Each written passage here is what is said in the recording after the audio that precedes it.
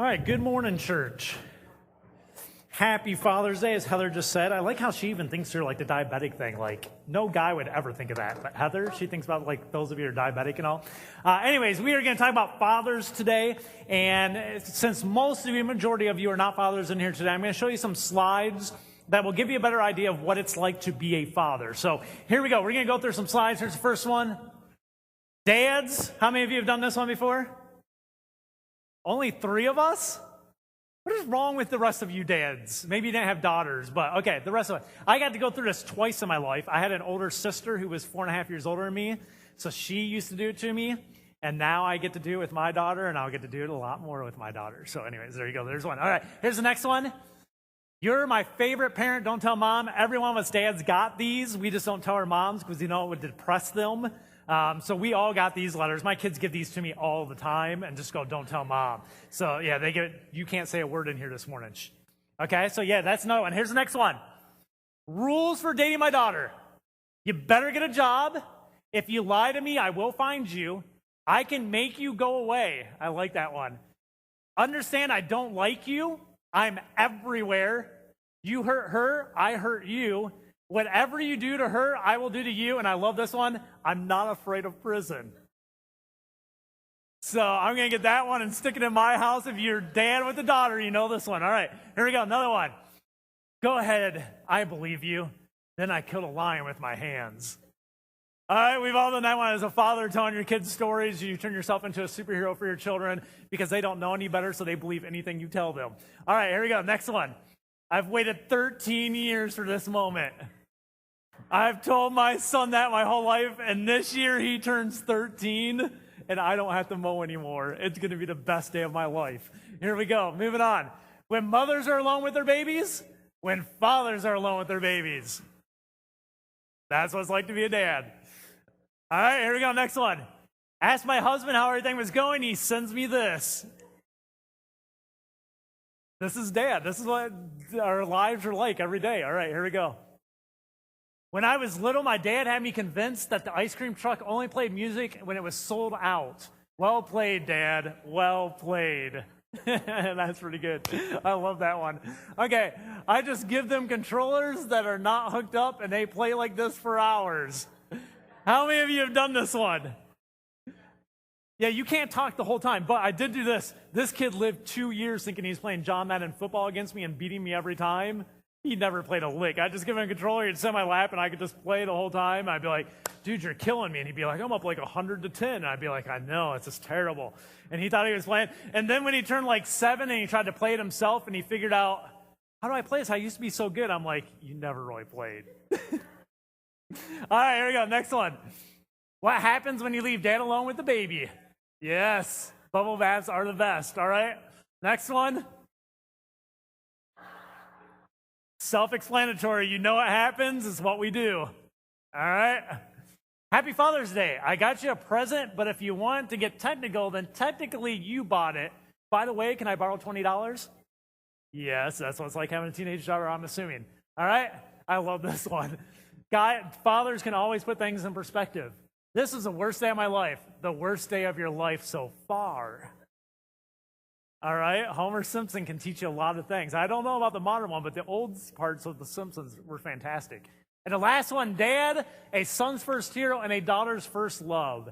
A good dad, this is truly what they are their son's first superhero and they are their daughter's first love. And so we're going to talk about that today as I want to talk about the essential role that fathers play in the lives of their children this morning. Sadly, fatherhood in our society is becoming a rarer and rarer thing. I just want to look at some numbers about fatherhood in America right here. This is the percentage of kids growing up in fatherless homes in the United States.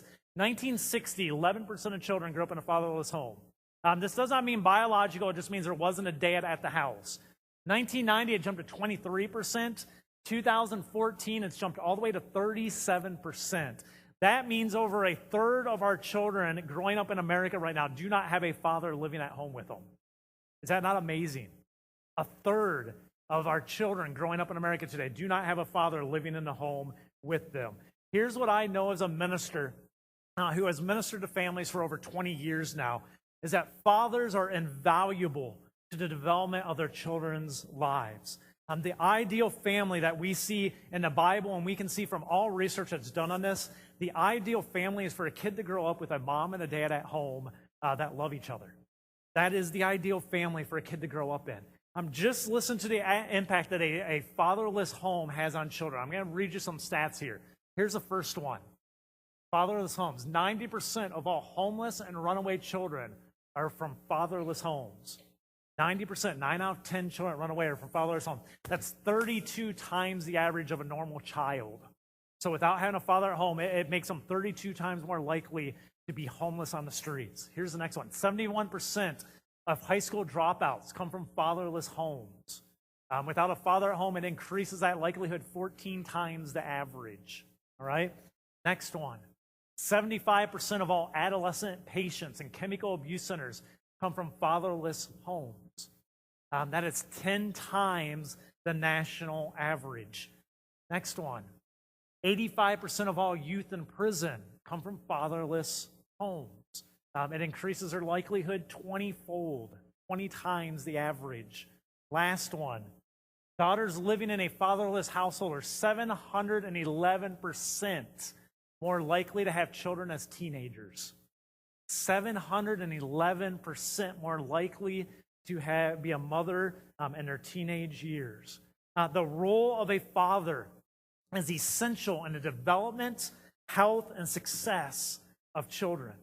So this morning I want to talk about the top 3 priorities that a Christian father should have in regards to their children. That if you're a Christian father sitting in here, you still have children living at home, and these can apply even if you don't have them living at home.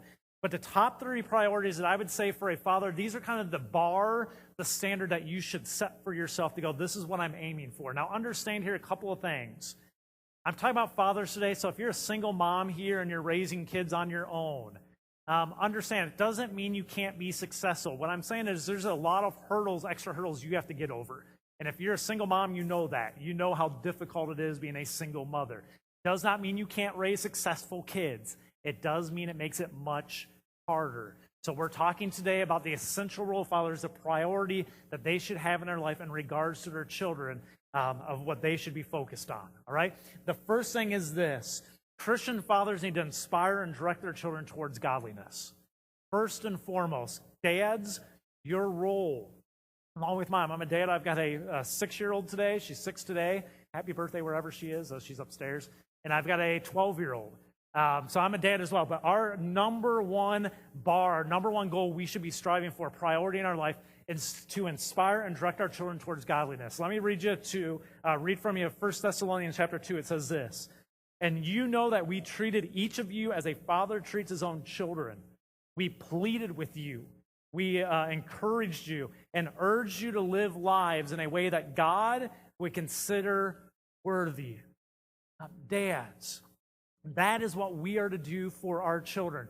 We are to sit there and we are to plead with them. We are to encourage them. We are to urge them to live ways that what? Live lives in a way that God would find honorable, that God would look at and find worthy. We are a key cog in our children's environment of leading them to that life that God desires for their lives. Our faith in Jesus Christ, fathers, has to be verbal. Okay, we have to have a verbal relationship with our kids. Our faith in Jesus Christ cannot just be a church thing, and it cannot just be a personal thing between you and God. If you are a father in here and you are a Christian, you are obligated to make your faith a verbal thing with your children. That means you have to take time to develop a verbal relationship with them. And for most men, this is difficult. We are not usually people who like to talk a lot. We're men. We do stuff. We get things done. We move from one thing to the next thing. We're not great verbally all the time. But I want you to understand this, fathers. It is vitally important that you develop a relationship with your children that's verbal. It cannot just be verbal in the sense of I dictate them to them all the time. Verbal does not mean I just speak to them. A lot of dads think fathering and being verbal is I dictate and tell them what to do all the time. It can't just be that, and it can't just be playing with them all the time. You have to make an effort to focus on developing a relationship with your children where you can sit down and actually just talk about life with them. Not saying on a daily basis, not even always on a weekly basis, but you have times where you can sit down children, and you can have a discussion with them about what's going on, what they're doing in their life, and what God desires for them in their lives. And you have to develop that relationship from an early age with your children, that they can have that relationship with you. I have a son, I have a daughter. My son more so because he's 12 now. I can look at it and see how it's going. I mess around with my son. I beat on my son. We play all the time. We insult each other all the time. We do all those things. But in my relationship with my son, I also have a communication with him where we can sit down and be serious and talk about life and talk about issues in life. Would you say that's true, son? Okay, good. See, this is the first time he supports my sermon. There we go. Now that I have children getting older, I can look at things now kind of as an older dad a little bit and go, yeah, I can see things I've done that are working well. But you have to be, as much as we joke, as much as we play, there's a side in our relationship that has to be there that goes, I'm his dad, and I'm here to also be his spiritual counselor, his spiritual leader, and his spiritual developer. And I have to know what's going on in his life, and he has to be willing to be able to tell me what's going on so we can talk things through. You have to develop a verbal communication and a verbal relationship with your children to be able to inspire them, to be able to direct them. It is essential, and it is directly tied to you being able to have a verbal relationship with them. And that is your first call. This is your first call is to take them, and through that relationship, plead with them.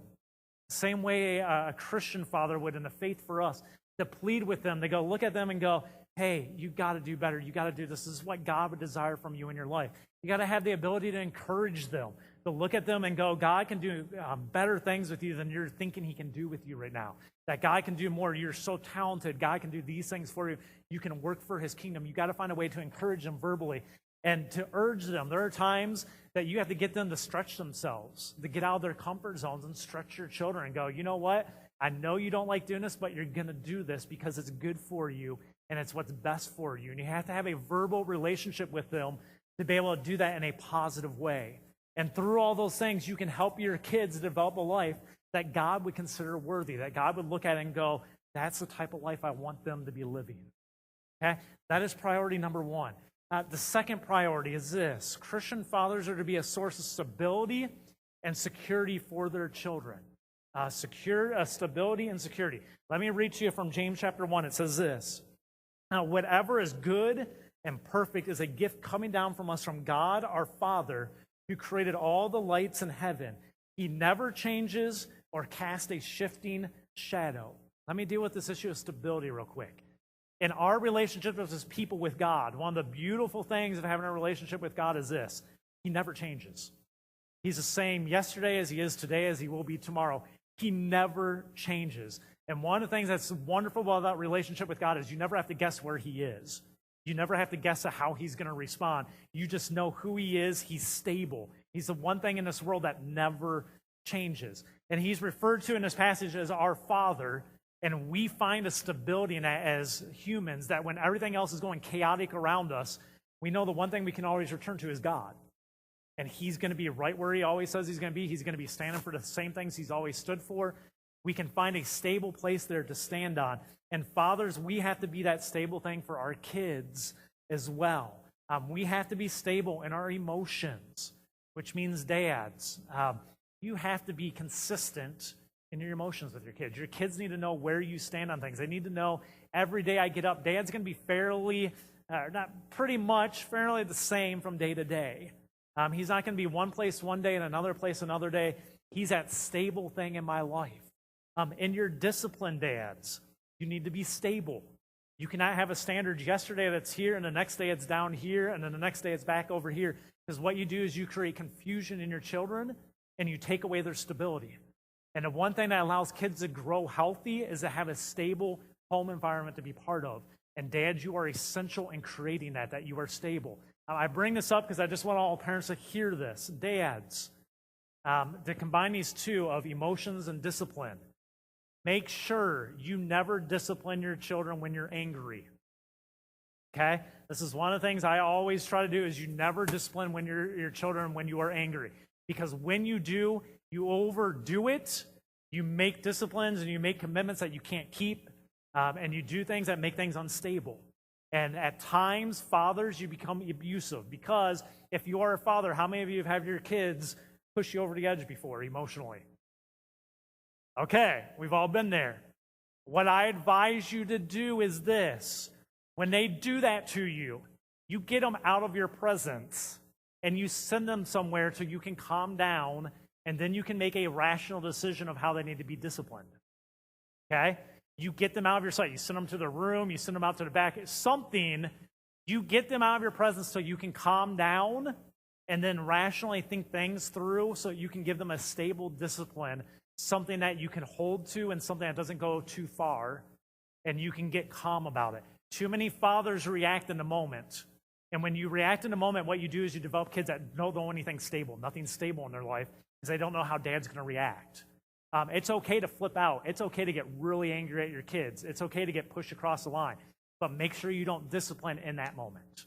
All right? Just to bring that up. Here's another passage, Psalms 18:2. It says this, "The Lord is my rock, my fortress, and my Savior. My God is my rock, in whom I find protection. He is my shield and my strength and my salvation. He is my stronghold." Okay, this passage is written to us as Christians that look to God. Again, of the stronghold, of the stable thing, but we also see this of the secure thing, the security sense of God. That when everything else is in chaos, when we fear things, we can turn to God and God is there for us. We find security in Him.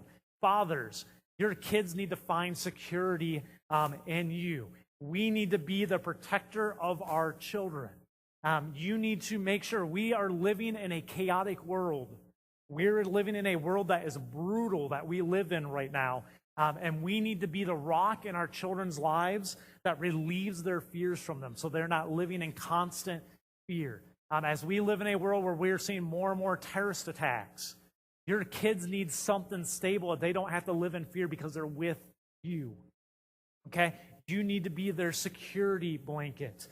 We need to be very careful with the words we say around our children, with the events of the week and the months and stuff that happen around us all the time, so we don't scare our children. All right? We need to be the positive outlook. We need to be the protectors. We need to be the superheroes in our kids' lives that they look at and go, when I'm with Dad, I'm safe. When Dad's in my presence, I'm safe. You have to convince them that they are safe when they are with you. And as fathers, we know they're not all the time. Gideon, you don't know this. I'm convincing you of a different lie. But they need to be convinced, even though we know we can't protect them from everything, and we know they're not always safe when they're with us. They need to think they are, because that's one of the roles that we provide them so that they can grow healthy and not live in fear all their lives. To be honest with you, your children do need to see you, and the best way I can describe it is this: they need to see you as the man. That you are confident, you are not fearful when you are out in society and when they're around you. You are a confident person that no matter what environment they are in, they feel safe because I'm at Dad's side. That is an essential role we play as a father that mothers cannot play. This is a unique role that dads do. Mothers can to some degree. There's something about being a father in your kid's life that they look at you and they want to see you as a protector. And you need to provide that for them. So be careful with your words. Be careful with your emotions. Be careful with your discipline. Provide them stability and provide them security. The last priority for a Christian father would be this. Christian fathers need to leave a legacy for their children to follow. You need to leave a legacy. So when they leave your house, there's something there that they always look back to that still influences them. It's a legacy. I'm going to read to you from Joshua real quick. I love this passage. It's one of the more famous passages in Scripture. But Joshua lives at a time when Israel, he's an Israelite, he's a Jew.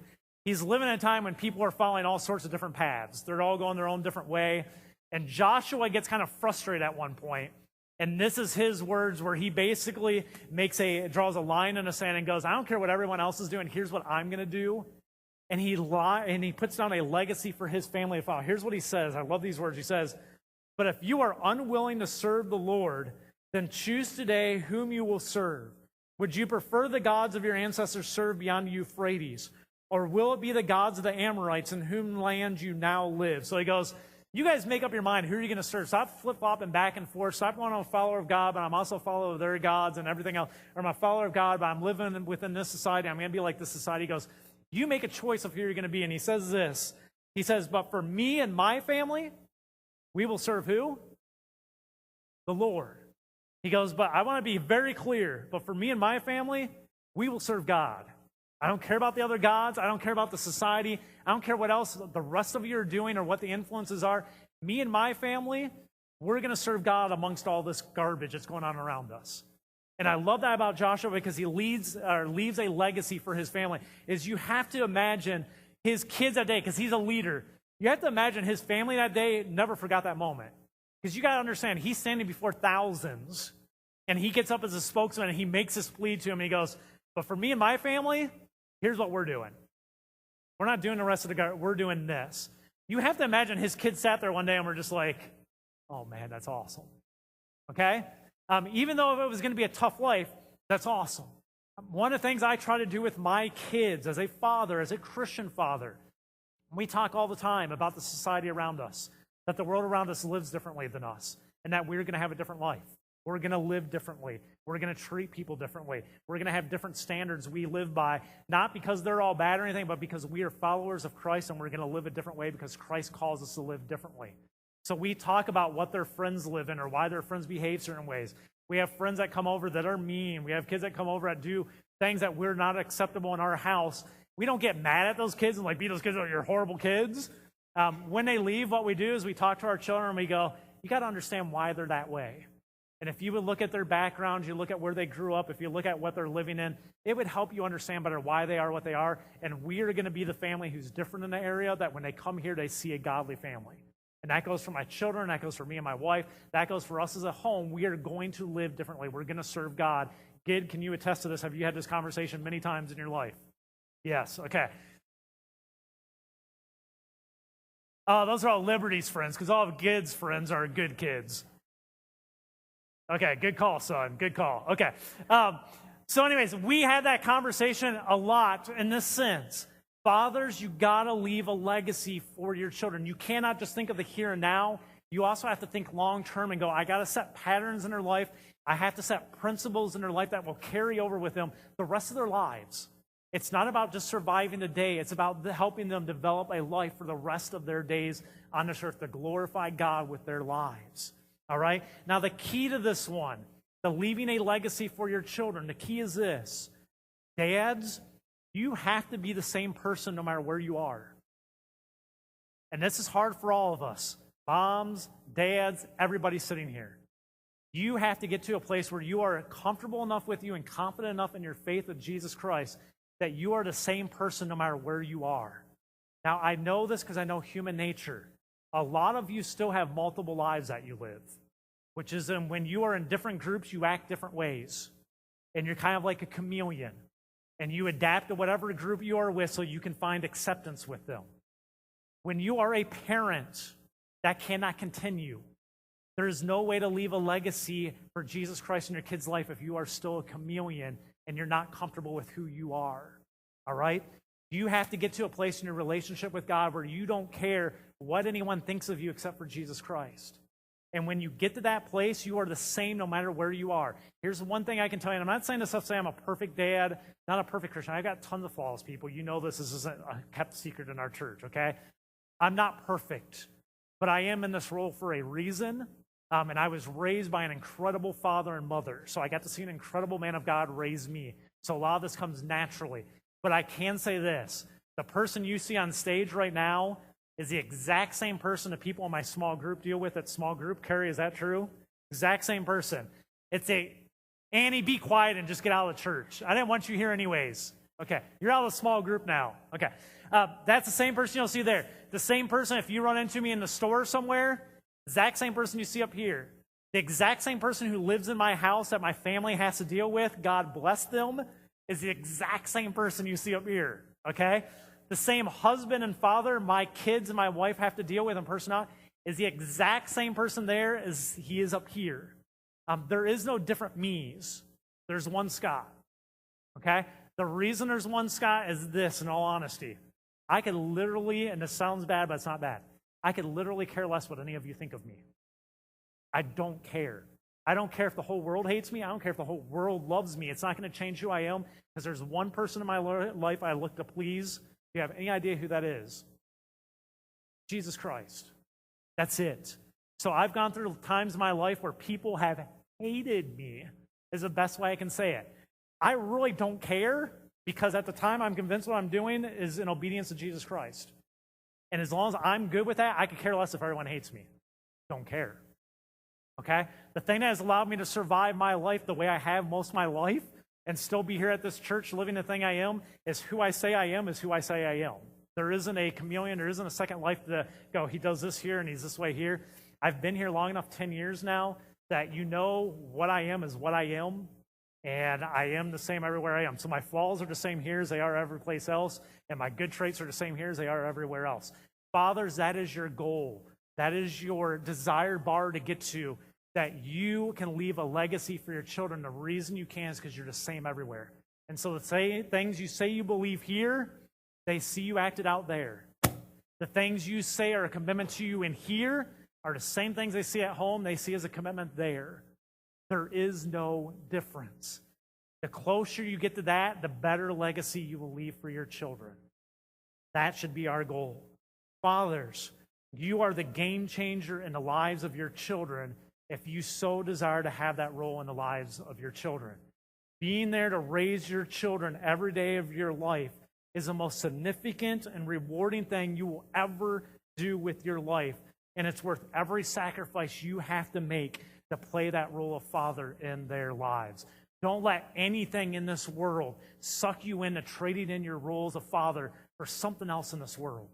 So many men, given the temptations and things like that, that take away their ability to be the father of their children and separate them from them. And I want you to know it's never worth it. The most rewarding thing you'll ever do is to be a godly Christian father to your children. Proverbs 23:24 says this: the father of godly children has cause for joy. What a pleasure it is to have wise children.